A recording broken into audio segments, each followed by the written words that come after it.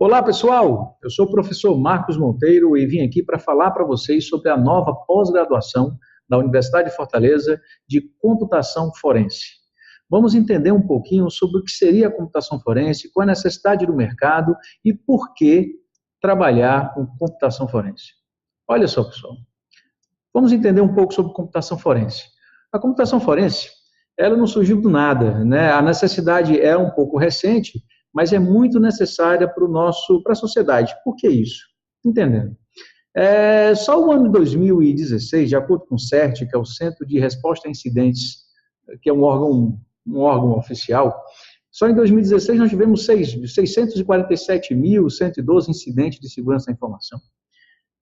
Não mais do que 2014, tivemos mais de 1 milhão, e a tendência é que esse número aumente. Esses são os dados oficiais, então, na prática, a gente tem um número bem maior. Mas por que esse número para a gente é importante? Vamos observar o seguinte: a relação entre os incidentes e quem provoca esses incidentes. Só em 2016, 55%, mais de 55% de quem provocou esses incidentes de segurança da informação, a origem é do próprio Brasil, né? Em 2014, esse número ainda foi 75%. Então, o que isso tem a ver com isso daqui? Bem, nós estamos tratando, então, de uma conduta indevida praticada ao computador. Nós estamos falando de um crime digital, um crime cibernético.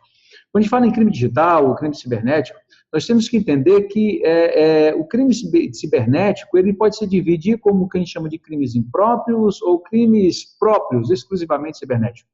Um incidente de segurança da informação, normalmente ele é um crime próprio ou exclusivamente cibernético. No Código Penal, recentemente, nós tivemos o artigo 154A, onde ele criou o tipo penal para invasão de dispositivos informáticos. O artigo 266 do Código Penal, que foi alterado, onde ele fala que interrompeu uma rede telemática ou de informática, o DDoS, bom e velho DDoS, ataque de negação de serviço distribuído, ele também é um crime, né? E como tal, tem que ser investigado. Porém, quando a gente fala em crimes cibernéticos impróprios ou abertos, são aqueles crimes que podem ser feitos de outra forma.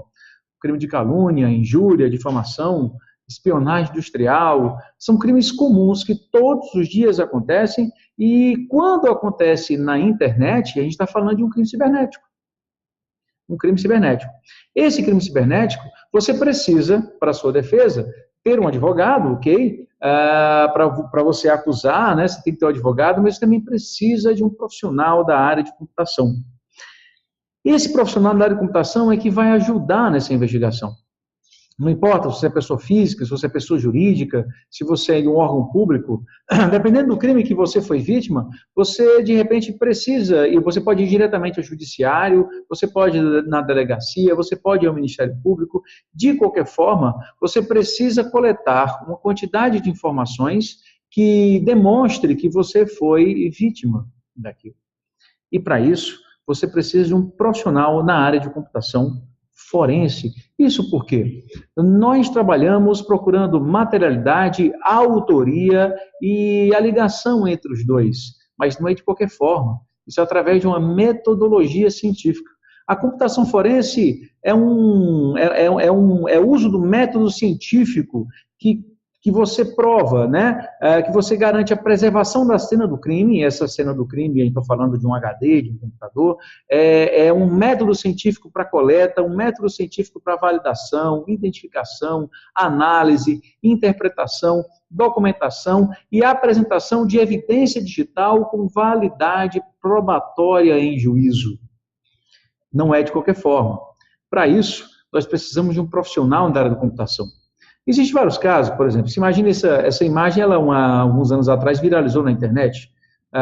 Uma análise forense, imagem demonstrou que essa imagem ela se tratava de uma fraude. Perceba esse ponto branco aí, ele mais branco aí onde está o disquete, ele demonstra que essa imagem, na verdade, foi construída pelo Photoshop. Né? Uma época atrás também viralizou na internet um alface com a imagem de Jesus, mas com uma análise forense demonstrou que essa imagem de Jesus no alface, ele também teria sido construído via Photoshop. né? Também essa imagem da NASA, na década de 70, ele demonstrava aí um profissional da NASA, e do lado não tinha nada, mas após uma análise forense observou que havia alguma coisa do lado dele que foi removido também via Photoshop, GIMP, algum software de edição, né? Isso tudo são casos onde passa por um perito em computação forense, né? O perito em computação forense, ele atua em vários casos. Esse aqui é um caso onde aconteceu um incidente, foi tirada uma foto nesse incidente do local, e pouca gente sabe, existem metadados da imagem que demonstram exatamente onde a foto foi tirada, né? O e-mail você pode periciar e descobrir que ele realmente é fraudado, né? O e-mail você pode periciar e descobrir o IP que gerou aquele e-mail, né? Existem casos de grande repercussão.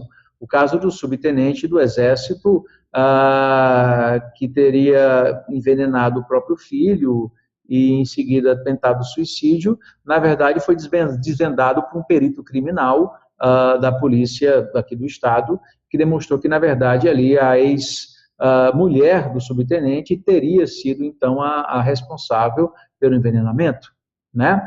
Um pendrive foi responsável na usina nuclear do devastador Stuxnet, né?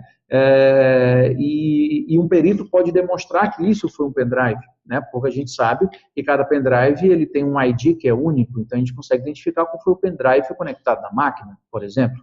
No Brasil, um grande caso de repercussão, a primeira-dama, né, a esposa do presidente Michel Temer, ela teve seus dados aí vazados, recuperados de um HD que teria sido comercializado para 25 de março.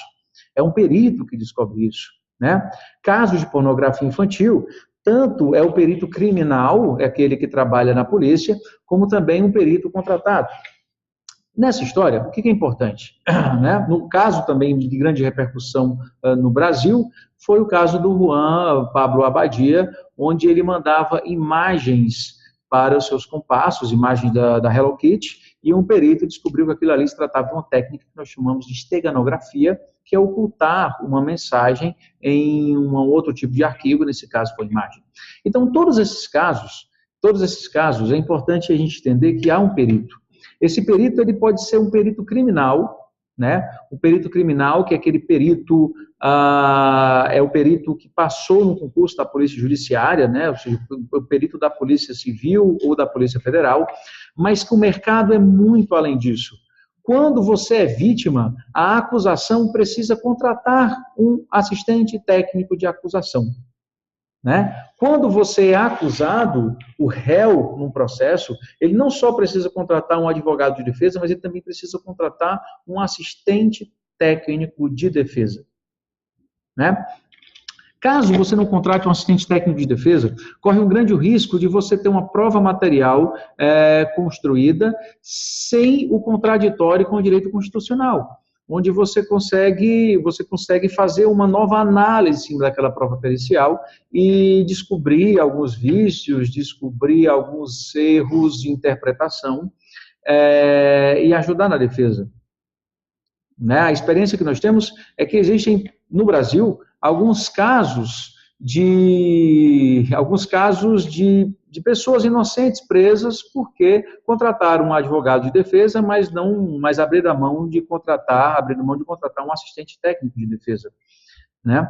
E também, quando o juiz ele precisa julgar, e a evidência que foi levantada ela é digital, ele precisa também nomear qualquer um da área da computação para auxiliá-lo. Então, a gente chama isso de perito judicial.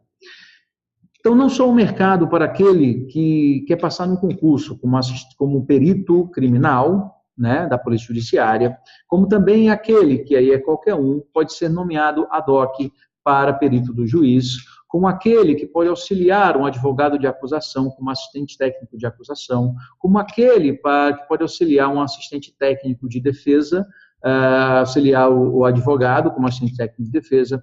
O mercado em computação forense, ele tem uma demanda muito grande e falta profissionais.